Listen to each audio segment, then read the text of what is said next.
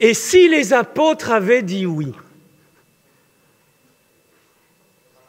Ouais, je crois qu'on ne serait pas là. Voulez-vous partir, vous aussi? Merci les apôtres d'avoir dit oui. Enfin, d'avoir dit non, pardon. Merci Marie d'avoir dit oui à l'Annonciation et merci à Pierre et aux apôtres d'avoir dit non, on ne veut pas partir. C'est la question de Jésus à la fin, 4 versets avant la fin, du chapitre le plus long de Saint Jean. 72 versets, 11 ou 12, vous allez vérifier. Chapitre 6 de Saint Jean qui nous a accompagnés ces derniers dimanches, nous arrivons à la fin.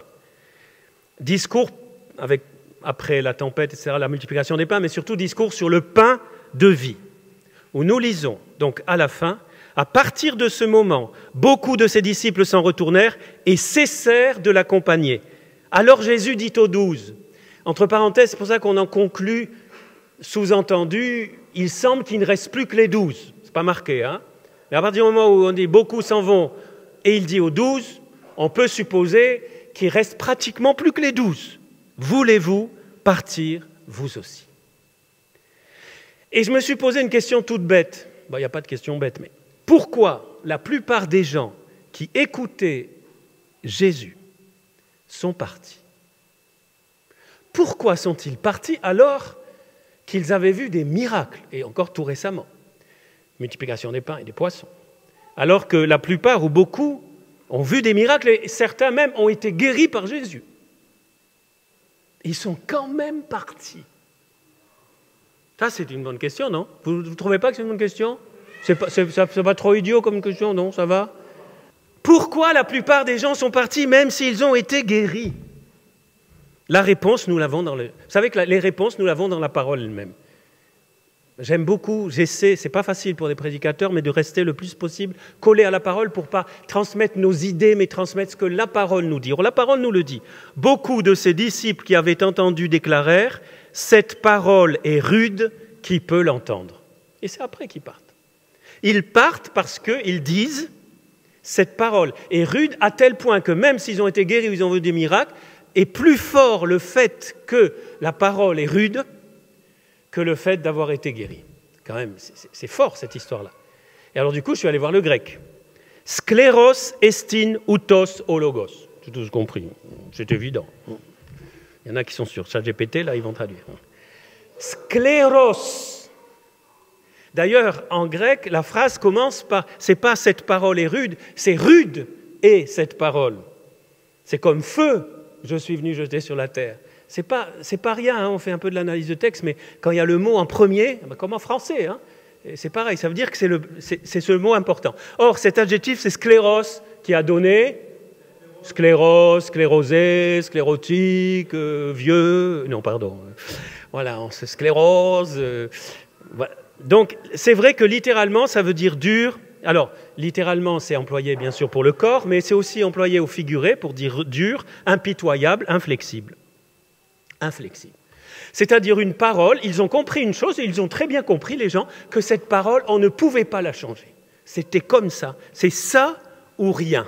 Que votre oui soit oui, que votre non soit non. C'est ou tu acceptes Jésus tel qu'il est, avec sa parole tel qu'il est, ou alors tu fais autre chose. Tu es libre. Et aujourd'hui, c'est bon de le rappeler. Ça ne me gêne pas, les enfants, hein, j'ai le micro, moi. Continuez. Hein. Voilà. Tant qu'ils ne crient pas plus fort que moi. Donc aujourd'hui, il est très important de le rappeler, car plus ça avance et plus nous voyons, il y a des très belles choses dans cette société, mais une chose qui est de pire en pire, c'est que chacun, pas vous, hein, mais on veut arranger les choses à sa façon. Vous savez, la fameuse, je vous racontais souvent cette histoire hein, du monsieur ou de la dame qui va acheter des sandales et qui dit « je veux des sandales mais bien fermées jusqu'en dessous des genoux ». Et la serveuse lui dit « mais monsieur, madame, ça s'appelle des bottes ». « Ah non, non, non, je veux des sandales !» Mais bien fermées, non, c'est des bottes. Et rien à faire. « Oui, oui, oui, je veux l'évangile, mais pas ça, ça non. Je veux l'évangile, mais comme moi je vais. » Non, la parole, elle est. Vous savez, c'est ce que dit les Hébreux, Hébreux 4, 12. Elle est vivante, la parole de Dieu, énergique, plus coupante qu'une épée à deux tranchants. Elle va jusqu'au point de partage de l'âme et de l'esprit, des jointures et des moelles. Elle juge des intentions et des pensées du cœur. Cette parole, elle est tranchante. Cette parole, et du coup, en tout cas, elle peut apparaître comme dure, mais ce n'est pas dur au sens de rigide. Attention, on va y venir. C'est dur au sens qu'on ne peut pas la changer. Il n'y a pas de compromis possible. C'est une parole qui dérange et ceux qui sont partis n'ont pas accepté de se laisser déranger. Je crois que c'est le cœur c'est un des éléments que j'ai à cœur de vous partager aujourd'hui. C'est si nous ne voulons pas nous laisser déranger par Jésus, les amis, rentrez tout de suite à la maison. Ne finissez même pas la messe. Ce n'est pas la peine. Vous perdez votre temps. Si nous ne voulons pas nous laisser déranger par Jésus, il y a vraiment un gros problème.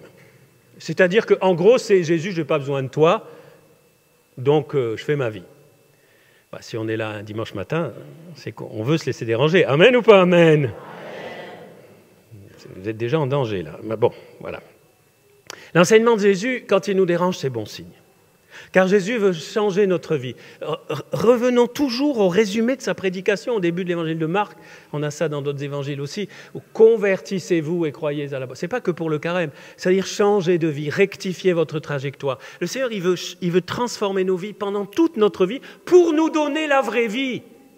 Pour que notre vie soit habitée par la vraie vie, pour que notre vie la plus humaine, la plus concrète, la plus familiale, deuxième lecture, je ne vais pas commenter, mais c'est notamment sur le mariage, sur la famille, mais que notre vie la plus concrète soit toujours plus vivifiée pour être une vraie vie. Vivre, non pas survivre. Oui. Vivre vraiment et non pas survivre ou vivoter, vivacare, on dit en italien. Voilà. Pour entrer vraiment dans notre vocation et retrouver notre dignité d'enfant de Dieu et vivre à la hauteur de notre vocation et identité d'enfant de Dieu. Cette parole sclérose, cette parole, j'allais presque dire intransigeante, mais les mots sont piégés, vous voyez, attention, vous enlevez tout l'aspect de rigidité, mais elle ne peut pas être changée. Et ceux qui veulent la changer, c'est leur problème, mais ça ne sert à rien. De toute façon, en la dénaturant, comme dit saint Paul, quand on trafique la parole de Dieu, elle ne sert plus à rien. Elle perd sa puissance, elle ne transforme plus nos vies. Donc ça, c'est sclérose. Vous voyez, ils sont partis à cause de ça. Enfin, c'est mon interprétation de ce matin, hein, mais toujours à partir de la parole de Dieu. Cette parole sclérose ne veut pas dire que la parole de Dieu va nous faire du mal. Si, elle va faire du mal à notre péché. Ça, c'est très bien, ils peuvent même le triturer, bousiller. Elle va couper les liens, mais ça ne va pas nous faire... Parfois, ça fait un tout petit peu mal quand même, hein, la conversion. C'est normal, sinon c'est... Voilà. Mais toujours pour le bien.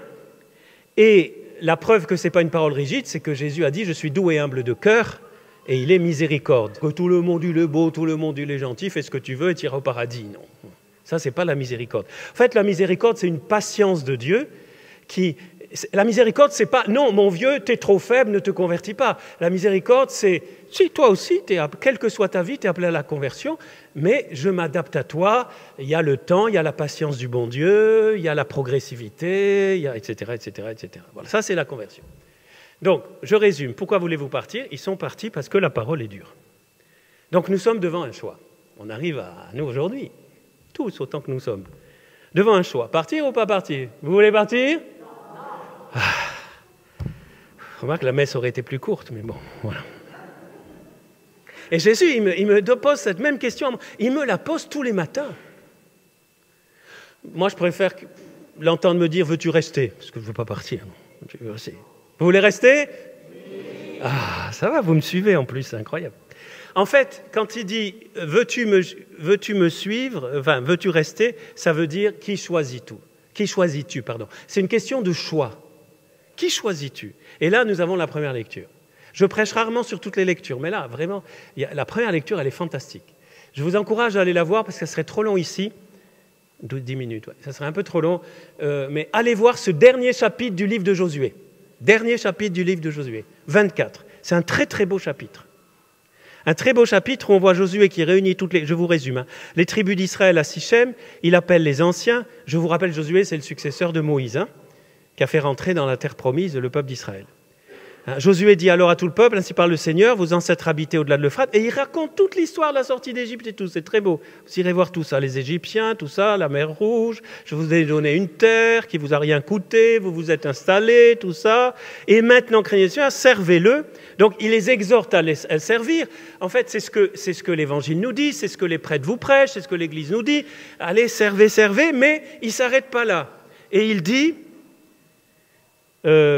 s'il ne vous plaît pas de servir le Seigneur, choisissez aujourd'hui qui vous voulez servir. Et cette question, c'est une autre façon de la poser. Elle est déjà posée dans la première alliance. Qui vous voulez servir? Qui tu veux suivre dans ta vie? Qui tu veux mettre... Alors, j'en entends certains peut-être penser, mais évidemment qu'on veut suivre Jésus, sinon on ne serait pas là. Moi, vous êtes peut-être comme ça, mais moi je me pose la question à moi-même, est-ce que vraiment Pierre, aujourd'hui, tu veux le suivre, le choisir comme le seul Seigneur, abandonner tes idoles, parce qu'on a tous des idoles, hein, et tous les jours renoncer, pas te laisser prendre, parce que, les amis, souvent c'est subtil. Malheureusement, je connais des chrétiens qui ont fini par abandonner le Seigneur, et c'est rarement que d'un coup, comme ça. C'est petit à petit, on se laisse prendre par ça, par-ci, on commence à mettre un bout de son cœur dans ci, dans ça, et petit à petit, notre amour du Seigneur se liquéfie, et puis finit par disparaître, et comme si Jésus rentrait dans une espèce de brouillard, et après finit, et pour peu qu'il y ait quelque chose qui nous tente, avec des fausses lumières, des fausses doctrines, des idoles, etc., qui ont une bouche et ne parlent pas, des oreilles et n'entendent pas, un nez et ne sentent pas, comme dit la parole de Dieu, le psaume, eh bien, on finit par se laisser prendre. Que Dieu nous en garde. Amen ou pas amen? Que Dieu nous en garde de nous écarter du chemin. Et c'est ça, la conversion revient toujours pour servir. Qui voulez-vous servir? Alors le peuple répond, toujours Josué 24, plutôt mourir que d'abandonner le Seigneur pour servir d'autres dieux. C'est le Seigneur, notre Dieu, qui nous a fait monter du pays d'Égypte, etc. Et en fait, ils disent pourquoi? Nous avons vu des miracles et tout. En fait, ils disent, on veut le servir parce qu'il nous a fait du bien. Et si vous allez voir, j'ai vraiment pas le temps, mais allez lire ce chapitre, Josué dit non, vous pouvez pas servir le Seigneur. Parce que Josué, il voit plus loin. Josué, il voit dans les cœurs que beaucoup peut-être veulent le suivre que pour les bonnes choses qu'ils ont reçues. Et qu'à partir de moment, il va falloir le suivre pour lui. Ah ben non. Et il dit non, vous pouvez pas. Et c'est un Dieu jaloux. Et allez voir ce passage, il est trop beau. J'ai failli tout vous citer, mais c'est un long chapitre. Et il insiste, et il repose la question, et il repose la question comme je vous la repose, et je me la repose. C'est pour ça que j'en ai conclu, moi, personnellement, que tous les matins, il faut que je me repose la question, non pas pour insinuer le doute, attention, là, mais plutôt de façon affirmative, ça serait plus positif. Seigneur, ce matin, aujourd'hui, je veux te suivre pour toujours. Aujourd'hui, je te choisis pour toujours, quoi qu'il arrive, que mes prières soient exaucées ou pas, que le monde aille bien ou pas, que tout aille bien ou pas, je veux te suivre. Amen ou pas amen? Je veux. Ça, c'est le deuxième point. Troisième point, ce choix, une fois qu'on a choisi, il faut comprendre ce choix justement...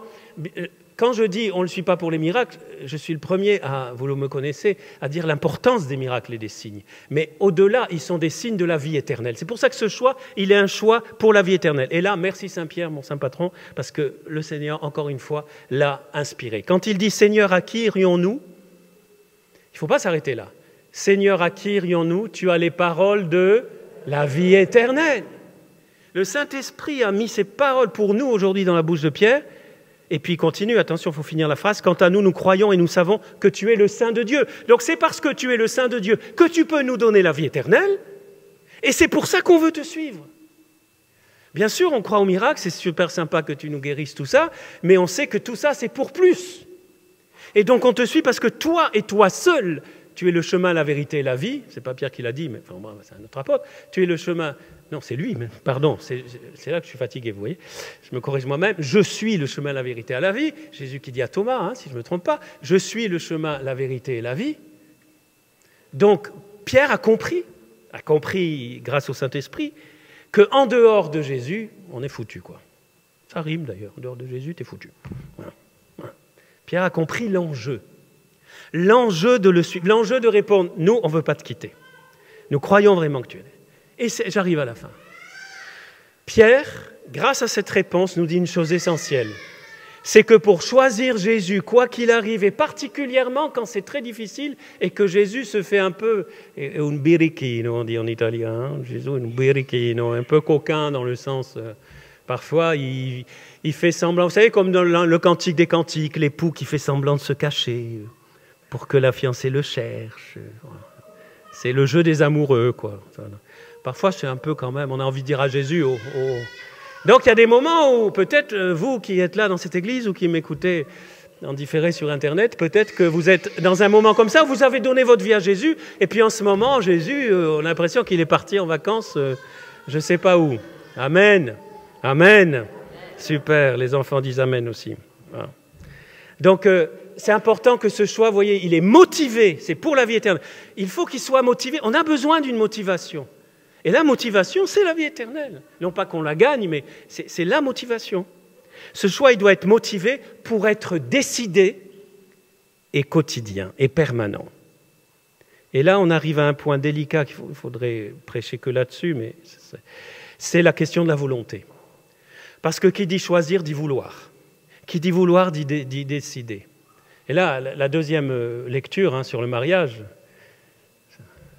si je reste avec mon conjoint simplement quand je sens l'amour et que tout va bien, ben ciao, le divorce, il n'est pas loin.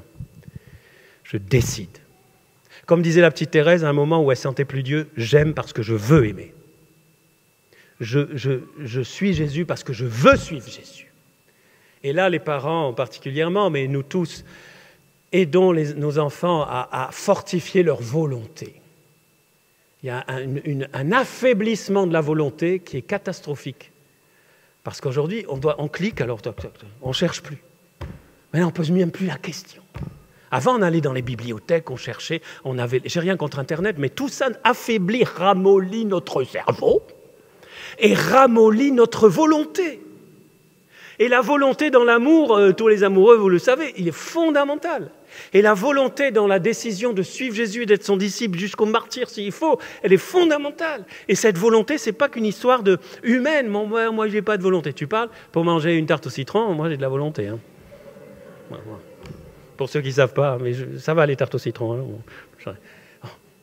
La volonté, on l'a pour certaines choses.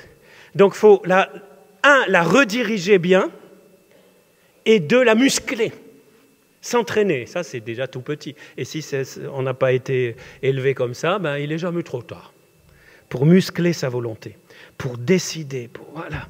Et là, la deuxième lecture est un exemple extraordinaire. Le mariage est un exemple hors pair de cette question-là, mais pas que dans la vocation, la grande vocation, j'allais dire, mariage, état de vie, célibat choisi, célibat imposé, mais choisi quand même. Entre parenthèses, pour tous les célibataires qui sont célibataires, non par choix, vous pouvez le choisir. On peut choisir ce qu'on n'a pas choisi. Et c'est une véritable vocation. On en parlera une autre fois, mais on n'en parle pas assez de ça, de la vocation du célibat, même si elle n'est pas forcément un célibat consacré pour le royaume, comme religieux, etc., qui peut être complètement décidé pour le Seigneur. Bref, je ferme la parenthèse. Donc, il y a une décision quotidienne, motivée, décidée, déterminée, pour tous les jours, résister aux forces contraires, ne pas nous laisser dévier du chemin, et rechoisir Jésus tous les matins et parfois plusieurs fois par jour. Amen ou pas amen? Et quand vous sentez des vents contraires arriver, vous sentez le vent se lever, mais pas le vent du Saint-Esprit, des vents contraires, tac, vous revenez. C'est comme ça qu'on peut aussi des bonnes traditions qui se perdent. Je pense à l'Angélus 3 fois par jour. Je pense à passer devant une église, vous vous arrêtez 2 minutes. Alors en ce moment, on est obligé de la fermer ici. L'église à cause des vols qu'il y a eu hors messe, mais il y a beaucoup d'églises ouvertes. Voilà, vous arrêtez 5 minutes devant le Saint-Sacrement ou dans votre chambre. Toujours plusieurs façons pour choisir Jésus dans toute ma vie, quoi qu'il arrive. Et quand on est décidé comme ça, le Seigneur, parce qu'attention, il y a tout de suite le risque de tomber dans le volontarisme. On ne peut pas se sauver à la force du poignet. On ne peut pas être fidèle au choix de Jésus simplement par volonté. La volonté n'est qu'une petite partie. Mais sans cette volonté, le Seigneur il ne peut pas faire grand-chose. Amen ou pas amen? Est-ce que vous avez compris ce que j'ai essayé de dire? C'est clair? Sinon, je mettrai ça sur Internet et puis on fera des petits TikTok, voilà, des petites minutes comme ça pour nous aider à... Mais... Voilà, c'est beau cette question. J'ai envie de dire merci Saint-Pierre d'avoir dit que tu ne veux pas partir, parce qu'on est là. Et garde-nous, Seigneur, si vous voulez, ceux qui veulent, yeux ouverts, yeux fermés, comme vous voulez, mais je me fais votre porte-voix pour demander au Seigneur, Seigneur, tu vois notre désir de te suivre, d'être tes disciples et d'être tes témoins si possible. Tu vois aussi notre faiblesse, qui peut être une faiblesse psychologique, humaine, parfois physique aussi, qui peut avoir des conséquences où peut-être très fatigué, avec plein d'épreuves, on a envie de tout abandonner. Seigneur, tu nous connais, tu nous aimes et Nous savons que tu nous donneras chaque jour la force nécessaire et la grâce nécessaire et la volonté nécessaire pour ne jamais t'abandonner, pour rester toujours avec toi, même si ta parole nous dérange, même si peut-être aujourd'hui, demain, tu vas nous montrer un aspect de notre vie ou qu'on doit encore convertir. Mais nous savons que tu ne demandes rien sans donner la force de l'accomplir et nous te rendons grâce parce que tu es tellement bon et tu nous accompagnes par la force du Saint-Esprit qui vit avec toi et le Père pour les siècles des siècles. Amen.